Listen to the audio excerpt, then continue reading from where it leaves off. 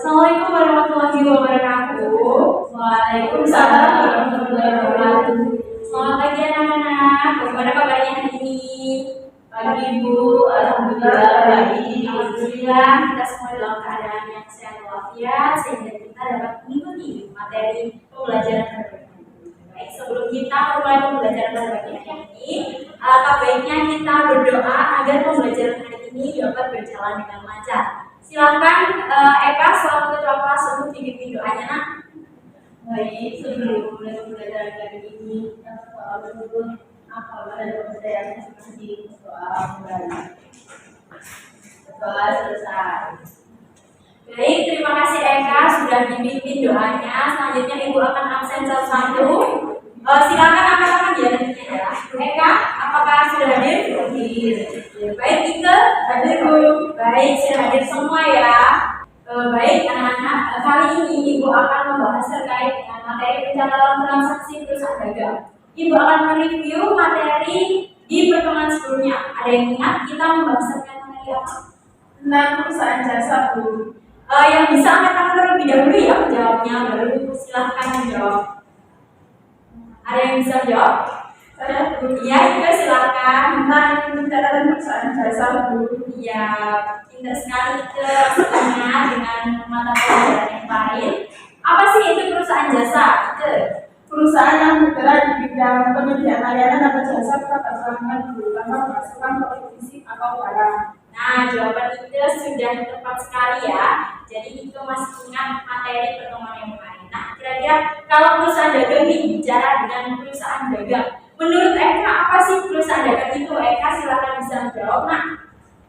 Saya ingin menjawab untuk perusahaan dagang itu adalah sebuah perusahaan yang bergerak di bidang penjualan. Jadi pendapatan yang diperoleh itu dari penjualan barang-barang yang telah dibeli dari produsen. Ya, jawaban Eka sudah tepat ya. Eka ini sudah belajar ya sebelumnya. Pintar sekali ya. Jadi, kenapa? Sekarang Ibu mau tanya, kenapa sih dalam suatu perusahaan kita itu harus mencatat transaksi? Apa pentingnya dalam pencatatan transaksi? Silakan yang bisa angkat terlebih dahulu. Saya Bu izin menjawab. Ya, Eka silakan. Fungsi dari apa tadi? Maaf. Kenapa pentingnya dalam mencatat suatu transaksi di perusahaan? Pentingnya apa? Biar itu setiap transaksi yang terjadi dalam perusahaan setiap bulannya itu tidak terlewat atau tercecer atau tertinggal. Terus biar pencatatannya sistematis dan tidak menyulitkan angkutan dan kedepannya. Jadi yang pertama, poin yang pertama adalah pencatatannya sistematis, dan yang kedua, poin yang paling penting adalah laporannya secara akurat. Jadi terciptanya suatu pencatatan transaksi pada perusahaan dagang ini karena adanya debitur dan kreditur. Nah, perbedaannya dalam perusahaan jasa ini, jasa kan tidak memiliki persediaan. Nah, untuk perusahaan dagang ini memiliki suatu barang yang akan dijual, jadi terciptalah yang namanya kartu persediaan barang dagang. Nah, kartu ini nantinya berfungsi untuk mengetahui dari mana debitur atau kreditur tersebut itu berhutang ataupun kita yang berhutang kepada debitur atau kreditur tersebut. Nah, untuk pencatatan transaksi ini sendiri diperolehnya dari yang namanya bukti transaksi. Nah, kira-kira dari anak-anak semua apakah tahu informasi apa saja yang diperoleh dari adanya bukti transaksi ini? Ada yang bisa menjawab? Katakan terlebih dahulu ya. Itu informasi. Saya Bu. Ya, itu silakan Nak. Informasi nama perusahaan, tanggal transaksi, termin atau tanggal jatuh tempo. Sudah, itu saja. Nah, jawaban juga sudah lumayan tepat. Kalau contohnya nih, ada yang bisa menjawab contoh dari adanya bukti transaksi? Saya Bu. Ya, itu Tentunya studi kwitansi, faktur, bukti kas masuk, bukti kas keluar, itu. ya tepat sekali ya. Ika sudah tepat dalam menjawab pertanyaan dari Ibu. Nah, di sini sudah ada macam-macam jurnal khusus. Ibu mau tanya perbedaan jurnal dalam perusahaan jasa dan juga perusahaan dagang itu terletak di mana? Saya Bu, Ya, itu perusahaan jasa itu tidak ada persediaannya. Kalau perusahaan jasa ada atau persediaannya untuk membuat untuk jurnal yang digunakan pada perusahaan jasa menggunakan jurnal apa? jurnal umum. Iya, kalau perusahaan dagang jurnal khusus. Ya, tepat sekali. Nah, jadi untuk yang perusahaan dagang ini menggunakan jurnal khusus dengan 5 jurnal khusus. Yang pertama ada penjualan, pembelian, penerimaan kas dan pengeluaran kas serta jurnal umum. Nah, fungsinya apa sih diadakannya macam-macam jurnal ini? Ayo Eka dari tadi ngomong aja. Eka silakan dijawab nak. Kenapa kok harus ada 5 ini? Gunanya apa nak? Jangan ngomong aja nak Eka. Ibu, untuk perbedaan kan untuk ini kan ada 5. Untuk jurnal penjualan itu mencatat setiap penjualan kredit yang dilakukan di perusahaan. Untuk jurnal pembelian itu pembelian secara kredit di sebuah perusahaan. Untuk penerimaan kas ini tuh bisa berupa penerimaan piutang atau pembayaran pelunasan piutang atau penjualan secara tunai. Terus untuk pengeluaran kas itu pembelian secara tunai dan pelunasan piutang dan pembayaran beban operasional. Kalau jurnal umum ini biasanya setahu saya ya itu untuk retur. Baik, terima kasih ya Eka. Jadi sekarang Ibu akan menjelaskan terkait lebih lanjut.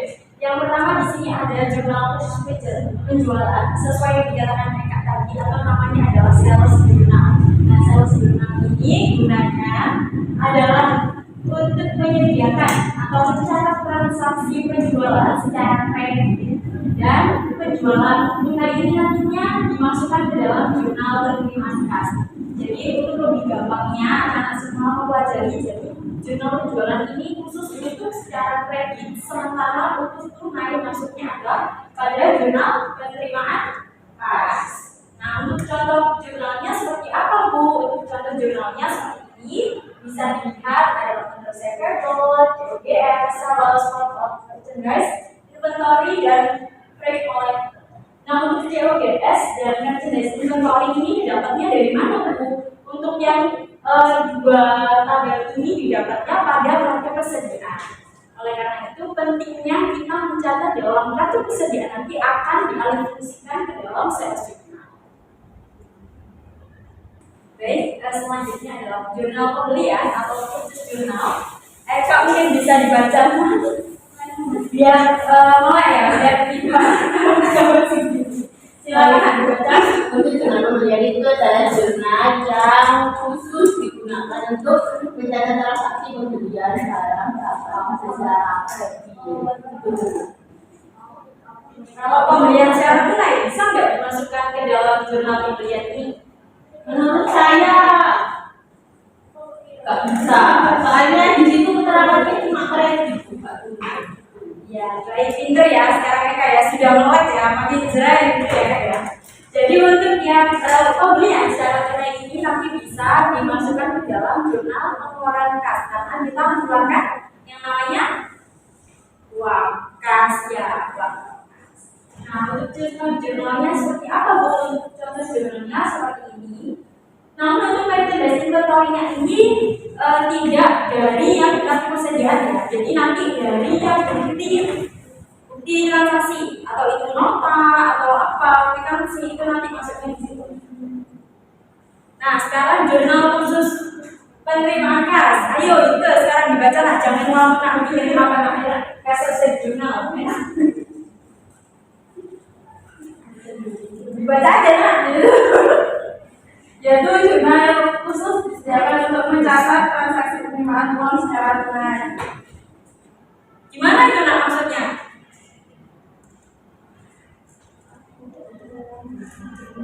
Bu, saya belum baca. Loh, tadi kan habis baca, dibaca sekali lagi. Ayo biar fokus. Biar fokus ke enak. Nah, ya. Sediakan untuk mencatat transaksi penerimaan secara tunai, yaitu cara penjualannya secara tunai bukan Ya, benar sekali. Jadi penjualan secara Ya, oke, boleh nyambung ya. Jadi untuk contohnya sendiri seperti ini ya, ada kasih bank, ada apa ini nanti bisa kalian isikan yang selain dari adanya yang gitu. Terus ada open capital, terus yang kalian nanti bisa kalian isikan selain yang ada di dalam kolom jurnal. Lalu yang selanjutnya ada jurnal khusus pengeluaran kas. Jika dibaca enak, merupakan jurnal yang digunakan untuk mencatat khusus transaksi pembayaran tunai atau kas. Yang disediakan tergantung pada banyaknya akun yang berkaitan dengan transaksi yang timbul dan tergantung pada jenis transaksi yang terjadi. Baik, jadi di sini ada transaksi pembayaran tunai atau kas. Contohnya gimana nak? Untuk yang transaksi pembayaran tunai atau kas ini contohnya bagaimana nak? Contoh di perusahaan ini. Ya, contohnya. Kalau setahu saya kan sudah belajar bahasa ya, mungkin di kalau ini sama, mungkin ketika pembayaran gaji karyawan setiap bulannya kan nanti perusahaan kan mengeluarkan kas, jadi nanti dicatat di jurnal khusus pengeluaran. Ya, tepat sekali. Selain itu juga bisa digunakan pada pembelian secara tunai, ya. Baik, untuk jurnal yang terakhir ada umum atau general jurnal. Nah, ini sama seperti dengan yang perusahaan jasa. Ini jurnalnya digunakan untuk transaksi seperti retur, baik retur penjualan ataupun pembelian menggunakan jurnal umum. Berbeda dengan perusahaan jasa yang menggunakan yang transaksinya itu semuanya menggunakan jurnal. Nah, di sini juga ada macam-macam buku pembantu. Nah, gunanya buku pembantu ini adalah untuk mengetahui baik piutang atau utang dari debitur atau kreditur yang sama secara berulang-ulang. Ayo dibaca daripada di sini sih ya. Ayo itu dibaca yang kartu piutang, dibaca yang kartu utang. Kartu piutang itu merupakan sebuah buku yang membantu perusahaan untuk mencatat piutang masing-masing debiturnya. Nah, piutang ini yang dibayar akan menambah pendapatan perusahaan. Yaitu pencatatan kartu utang itu adalah sebuah buku yang digunakan perusahaan untuk mencatat utang dari setiap kreditur. Akibat timbulnya utang ini adalah pembelian secara kredit dan kewajiban perusahaan itu memiliki kewajiban untuk membayarnya dalam jangka waktu tertentu. Baik, Ayah nak dijelaskan apa itu maksud dari piutang. Piutang adalah sebuah buku yang membantu perusahaan untuk mencatat piutang masing-masing debiturnya.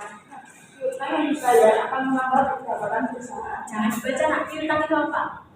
Itu seperti kayak kita pelanggan membeli kepada kita. Nah, itu terus pelanggannya itu belum membayarkan jadinya catatan kita dengan piutang. Kalau utang apa? Kalau utang itu terjadi ketika kita membeli barang dari sebuah perusahaan, jadi kita tidak membayarkan itu. Baik, jawabannya Kak Eka sudah sudah benar. Nah, selanjutnya kita memasuki terkait dengan macam-macam kartu kesejahteraan. Di sini tidak ada tiga. Yang pertama ada isolasi sosial, dan average. Nah, kartu kesejahteraan gunanya adalah untuk mencatat kesejahteraan barang kita, baik itu barang yang masuk ataupun barang yang keluar. Biasanya perusahaan ini menggunakan average atau rata-rata juga. Nah, di sini ibu akan membagi beberapa kelompok ya, Ike dengan 3 dan juga Eka dengan 5. Nah, di sini sebelumnya untuk pengerjaan spesial di sini apakah ada yang ditanyakan anak-anak? Iya Kak, silakan Kak.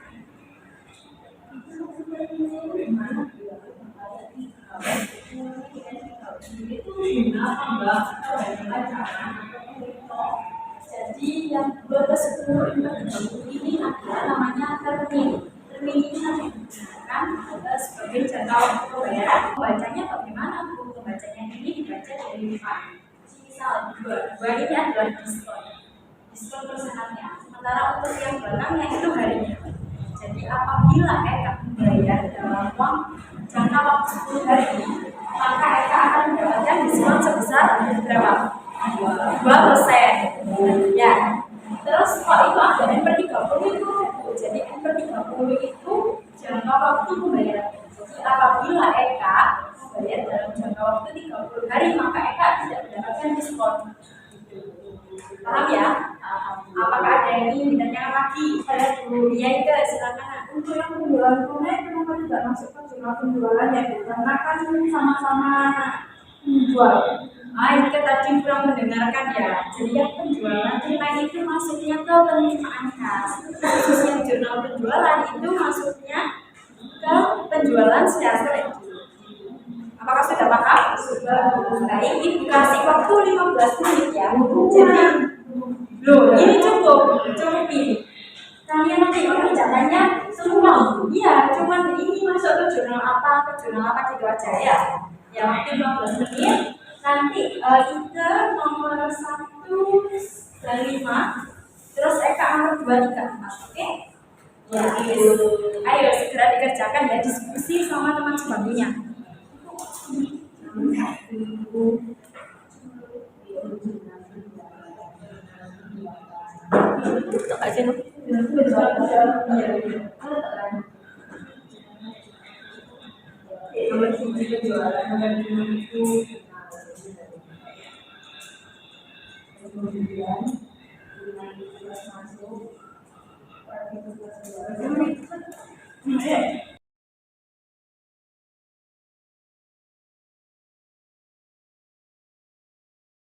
Sudah selesai ya? Ya, Ika silakan menjawab nak. Dibaca dulu soalnya yang nomor 1. Nomor 1 itu dijual satu harganya kepada Ibu Arjuna sebanyak 5 unit dengan harga 5.500.000 dari jasa apapun sebesar 100.000. Faktur nomor F12 1 dengan syarat 2/10 N/30 itu masuk ke jurnal penjualan. Selain itu masuk mana lagi? Ke persediaan. Ya, jurnal penjualan ke ketersediaan terus masuk mana lagi? Buku apa? Buku pembantu utang. Dan ayo selanjutnya nomor 5 dibaca. Nomor 5 itu dikirim kembali barang PT Agung karena ada 2 barang rusak sebesar 4.250 per unit RMC 12. Itu masuk ke jurnal ini. Terus masuk mana lagi? Persediaan barang fix. Kamu persediaan barang. Iya, terus buku pembantu apa? Piutang apa utang? Utang. Buku pembantu utang. Lanjut, Eka. Jangan ragu-ragu jawabnya ya. Untuk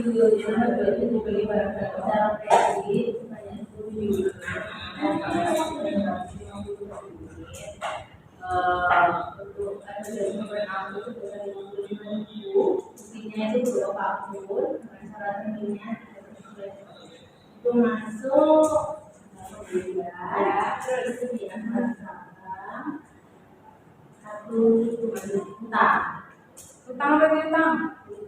tangguh soalnya beli kita punya utang Ya, bisa. Ayo, nomor selanjutnya nomor 3 Kak. jual barang dengan syarat tunai itu berarti masuk terus jurnal masuk Jurnal penerimaan kasta. oh iya Bu. Beda. Iya jurnal penerimaan kas buku pembantu oh enggak Tunai Kak. buku ya Allah betul. Ayo, gimana? Didiskusikan dulu sama temannya nak. Itu ya terus sama buku kartu persediaan Ya. Kenapa kok nggak ada ini? Buku pembantu piutang atau utang? karena pembayarannya secara tunai Ya. Yuk, nomor selanjutnya. uang untuk keperluan pribadi setahu saya itu berarti itu masuk jurnal kas keuangan. Ya, jurnal Kenal sama olahraga ya baik, sudah pindah semua, sudah berarti sudah paham ya terkait dengan studi gas ini. Ada yang mau ditanyakan terkait studi gas ini? Cukup Bu, Cukup ya, berarti sudah pintar semua pembelajaran hari ini, berarti sudah tersampaikan dengan baik. Ada yang bisa menyimpulkan pembelajaran hari ini, nak? Ayo, ada yang bisa? Katakan. Ya, Eka silakan, nak. Untuk pembelajaran hari ini kan kita belajar tentang kemudian penjualan terus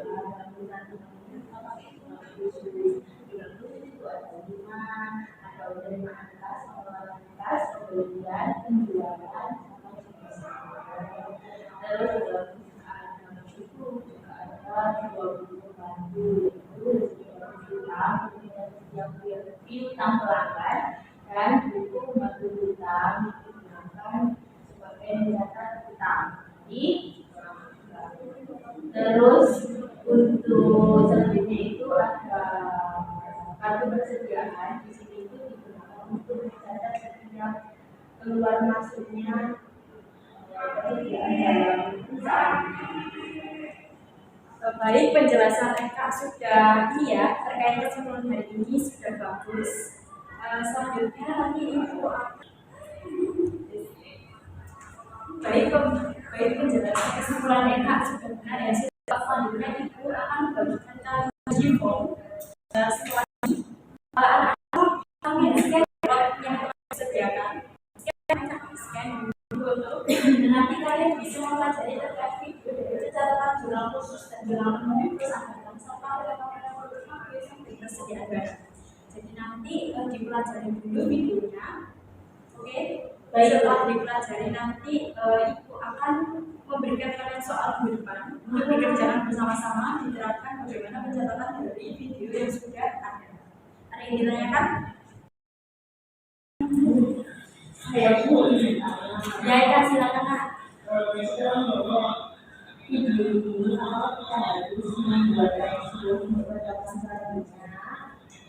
Untuk resume-nya bisa kalian buat terkait bagaimana sih. Di sini kan nanti ada contoh transaksi, bagaimana menjualnya, itu bisa kalian tulis semuanya. Nanti pada saat itu memberikan nomor terkait yang minggu depan atau menjalankan dari video tersebut, nanti kalian juga bisa mengimplementasikan lewat contoh-contoh soal yang telah diberikan di video tersebut. Nanti Ibu akan memberikan soal.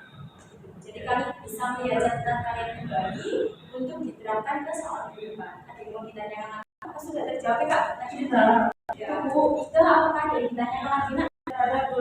Baik, karena pembelajaran hari ini sudah cukup dan anak-anak semua sudah paham. Jangan lupa dikerjakan tugas-tugas. Sampai ya, karena dia tugasnya sudah cukup dan semakin besok. Baik, ya dari wassalamualaikum warahmatullahi wabarakatuh.